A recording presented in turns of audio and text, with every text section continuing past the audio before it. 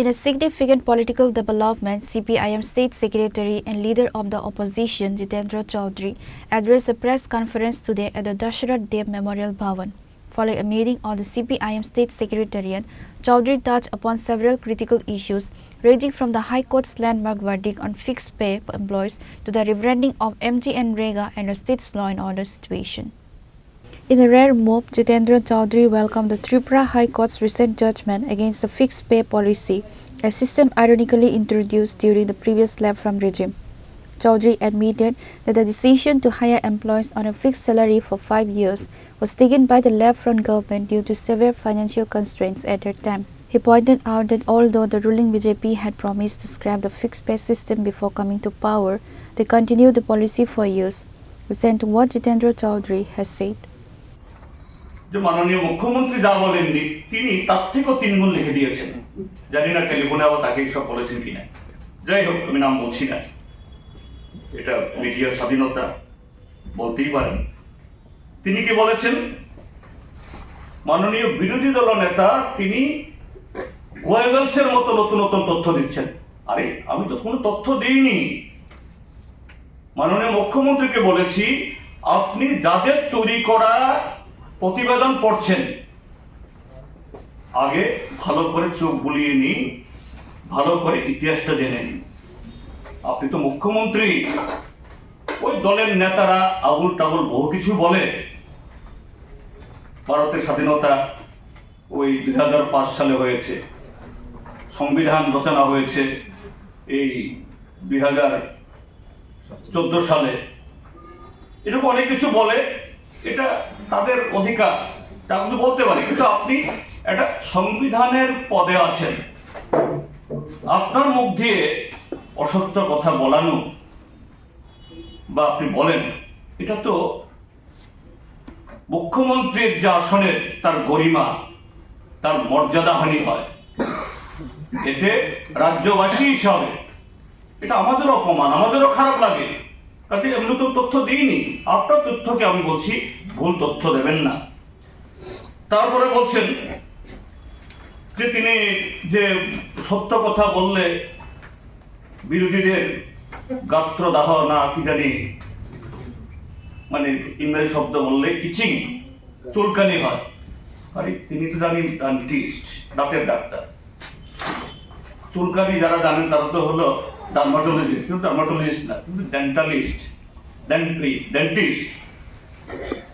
কাজে আমি বলবো যে তিনি একটু আবারও বলবো, অনুরোধ করবো, আমি স্বনির্বদ্ধ অনুরোধ করবো, আপনি যে আপনাদেরকে বলানো হয়তো বলেন, একটু ভালো করে যাচাই করে নিন।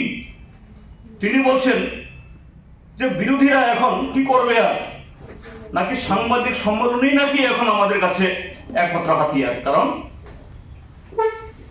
এতে গেলে পরে জনসভাটাতে লোক আসে না, মিছিলে লোক আসে না, এই জন্য নাকি ঘন ঘন এই সাংবাদিক সম্মেলন করছি। আপনারাই সাক্ষী। আমি তো গত 1-1.5 মাসে বোধহয় এই সেদিন করলাম মাত্র। মাঝে মধ্যে কেউ কেউ ফোন করেন, আমি অনলাইন নিয়ে রিয়াকশন দিই, এইটুকুই। কিন্তু আমরা জনসভা করতে চাই, সব জনসভা বা জনসভাতে সরকার পদত্যাগ করো, মুখ্যমন্ত্রী পদত্যাগ করে কথা বলার জন্য না। একটা বিরোধী দল, রাজনৈতিক দল হিসাবে এটা দায়িত্ব, এটা সব পবিত্র দায়িত্ব আমাদের জনগণের বক্তব্য উপস্থিত করার জন্য।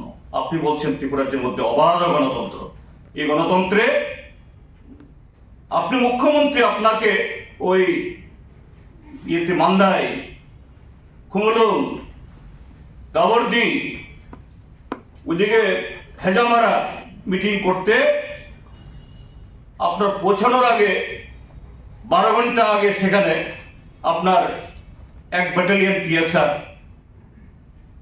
তারপরে সাথে সিআরপি পাঠাতে হয়। তারপরেও আপনার সভাগুলোতে গন্ডগোল হয়, কেমন তো আইন শৃঙ্খলা।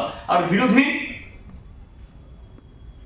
ডিজি অফিস এবং সেখানে পদস্থ অফিসাররা সাক্ষী। গত নভেম্বর মাসে, অক্টোবর মাসে দক্ষিণ ত্রিপুরাতে বহু চেষ্টা করার পর 3-4 মাস ধরে দরখাস্ত দেওয়ার পর না পেরে 2-1টা অনুমোদন পাই, পারমিশন পাই আমরা জনসভা করার জন্য। আবার সেখানে গিয়ে সকাল থেকে মঙ্গলবার দিন শনি পূজা শুরু করে দেয়। আমাদের মাইক বাঁধতে দেয় না, উল্টা 10টা-12টা সেখানে ডিজে এরকম পাওয়ারফুল মাইক বসিয়ে দেয়। আপনাদের এসপি, ডিএসপি, এত সংখ্যক পুলিশ গিয়েও এদেরকে বিরত করতে পারে না। তাহলে আপনি বলছেন যে না, বিরোধীরা লোক পায় না, লোক আসে না, এই কারণে একমাত্র মাধ্যম সাংবাদিক। আমার এখন ভয় লাগছে কবে আপনাদেরকে বলে দেবে, এই খবরদার সিপিআইএম এর নেতা, বিরোধী দলের নেতা, এদের সাংবাদিক সম্মেলনে যাওয়া যাবে না।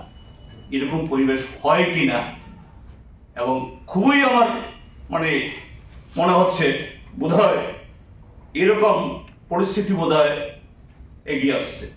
Pure Report, Chinikhora.